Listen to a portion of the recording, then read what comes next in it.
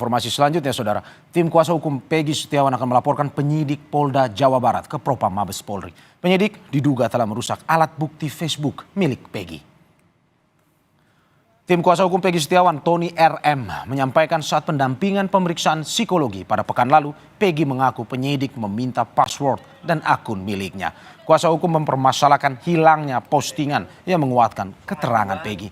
Bahkan akun Facebook atas nama Peggy Setiawan yang sebelumnya bisa dilihat atau terbuka untuk publik, namun saat ini tak bisa dilihat dan ditemukan.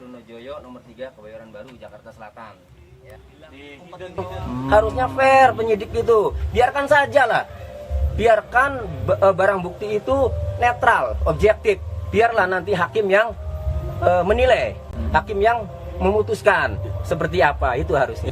Kalau itu sebagai barang bukti harusnya dijaga keutuhannya supaya netral, supaya objektif itu. Tapi kalau memang ya ada yang dihapus atau diutak-atik ya, maka ini terjadi pelanggaran prosedur dalam penyidikan.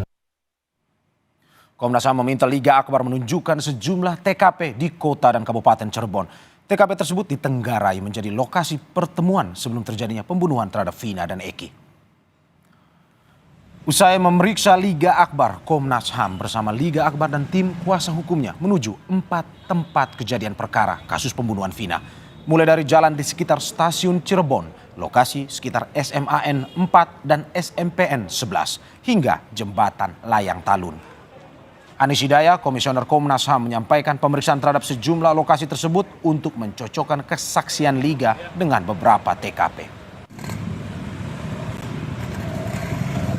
Ya, beberapa titik lokasi sesuai dengan informasi yang selama ini diberikan oleh Liga Akbar, baik pada BAP 2016 maupun ketika kemarin juga di BAP ulang oleh Polda Jawa Barat.